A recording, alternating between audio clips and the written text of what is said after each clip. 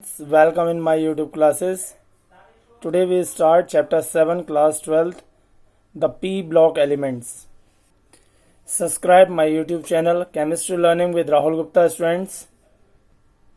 Chapter 7 class 12, the P block elements. Complete notes. You just continuously notes and understand this video and share.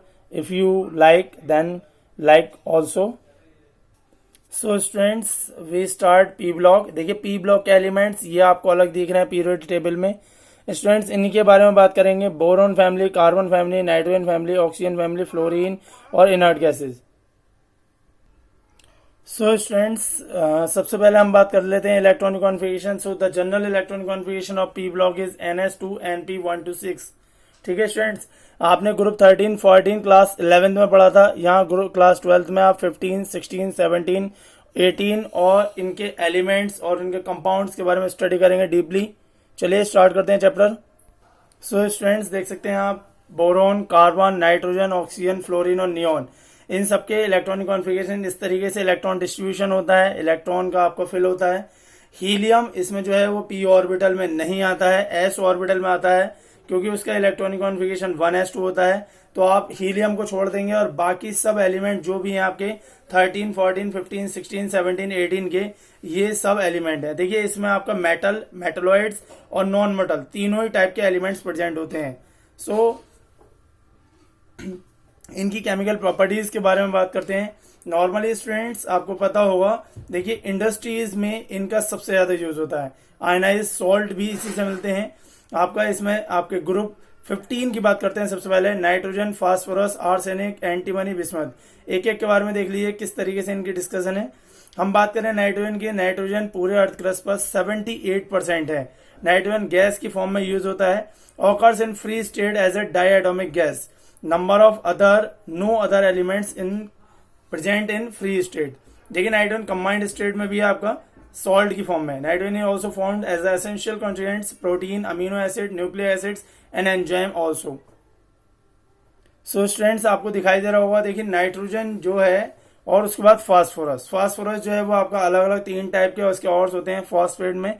एक आपका क्लोरोप्लेटेट होता है, दूसरा फ्लोरोप्लेटेट और हाइड्रोक्सोप्लेटेट. ये फॉस्फेट की प्रेजेंस होती है. फास्फोरस हमारी जो है वो हमारे बॉन्ड्स में भी प्रेजेंट होता है.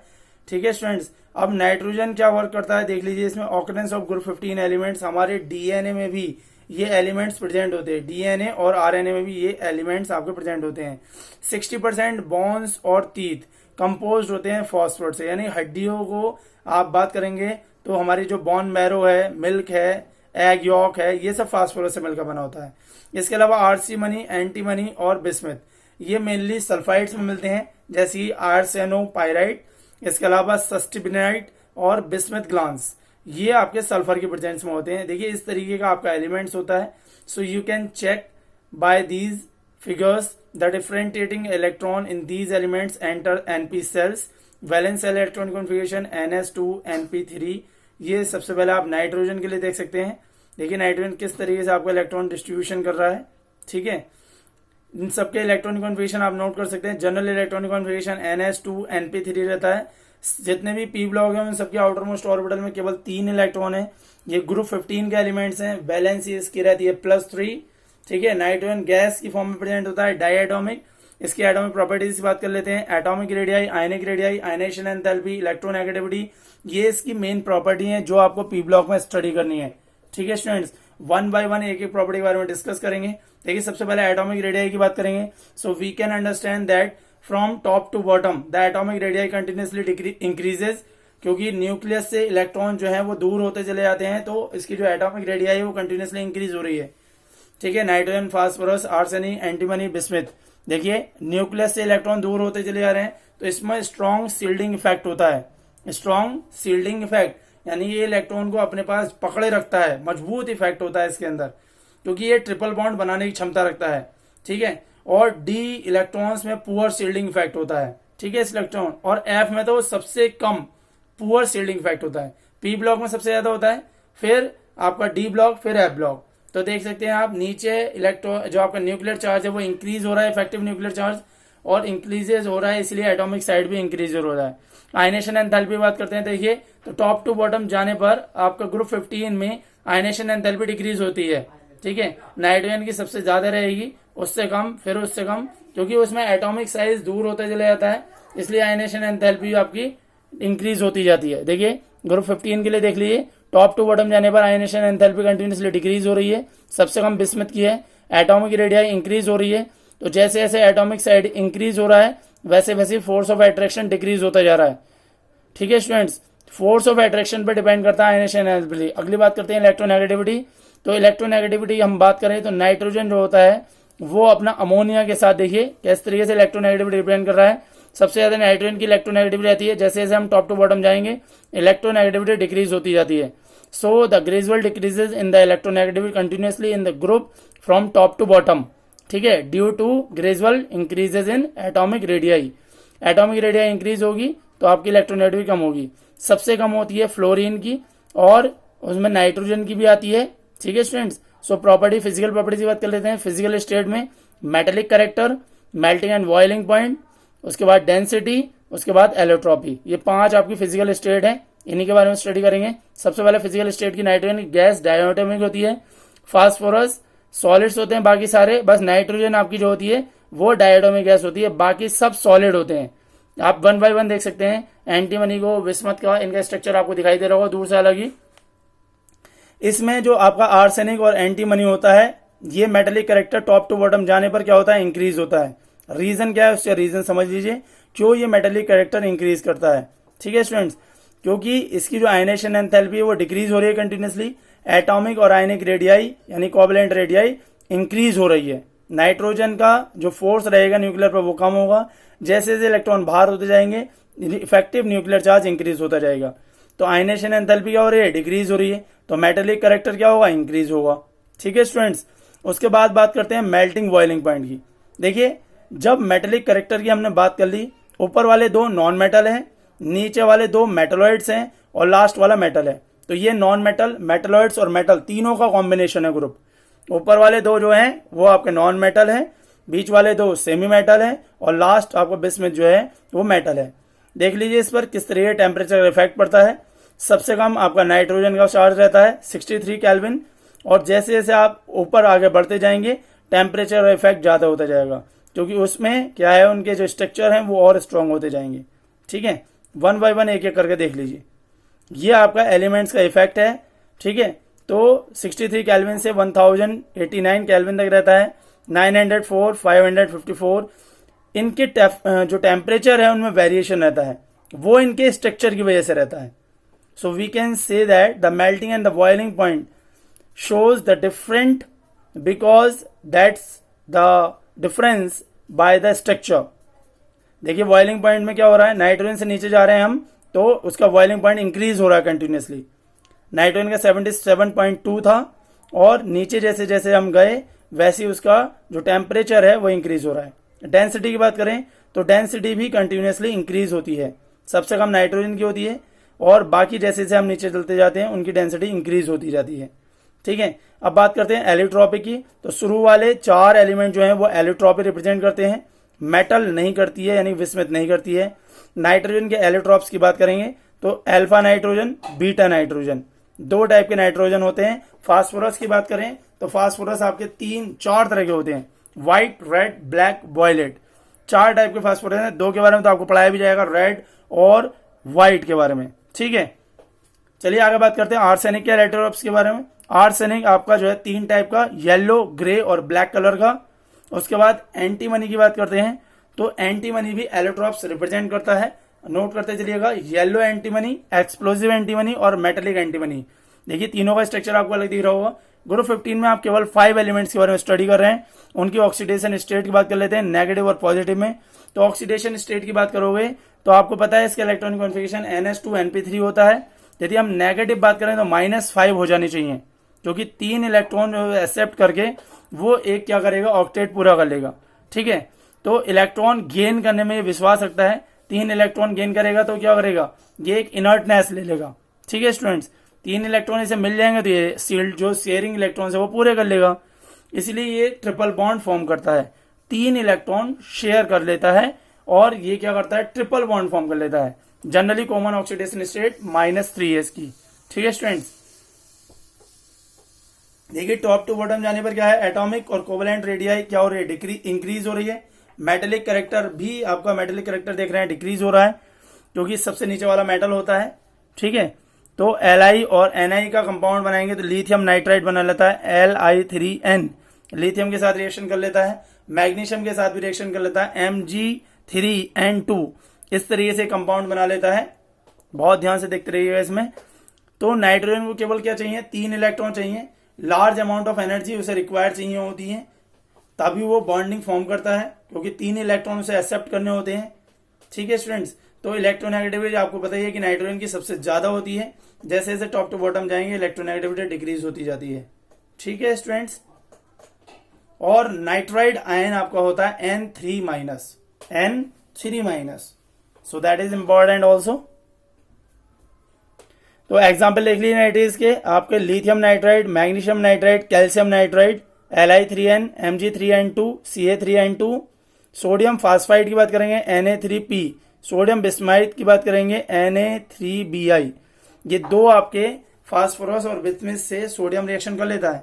कोवेलेंट बॉन्ड फॉर्मेशन की बात करेंगे तो देखिए आर्सेनिक क्लोराइड से रिएक्शन कर लेता है, कोवेलेंट बॉन्ड करता है, so a formal oxidation state of -3, calcium phosphide Ca3P2, ammonia NH3, ठीक है PH3। इस तरीके से आपका जो आयनेशन एंथैल्पी है वो टॉप टू बॉटम जाने पर डिक्रीज होती है, इलेक्ट्रोनेगेटिविटी भी डिक्रीज होती है, that is a common point.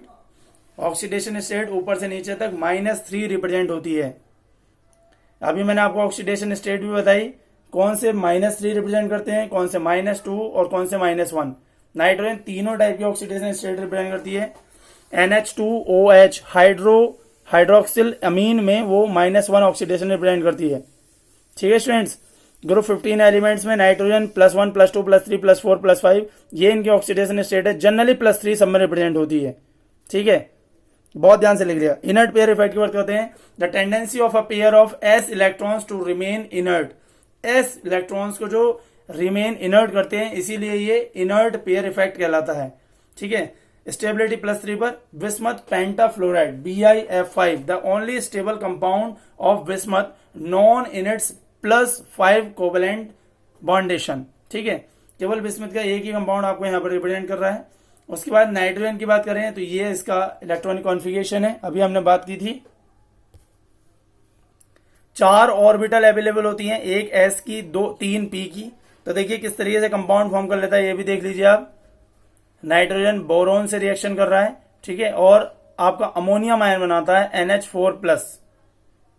आपने पढ़ा होगा अमोनियम हाइड्रोक्साइड, अमोनियम क्लोराइड, ये कंपाउंड फॉर्म करता है। NCl5 और NF5 नहीं बनाता है। ठीक है स्टूडेंट्स, क्योंकि वो +5 ऑक्सीडेशन स्टेट नहीं रिप्रेजेंट करता है। अब देख लीजिए आप, can habeas a valency of maximum +5 and maximum valency, आपने कंपाउंड देख लिया एक्सपेंडेड के लिए, किस तरीके से इलेक्ट्रॉन इनके वैकेंट रहते हैं d ऑर्बिटल में, और उसे कंप्लीट करता है फास्फोरस, आर्सेनिक, एंटीमनी, विस्मिथ, जहां पर कोवेलेंसी ऑफ 5 और 6 की बात होती है।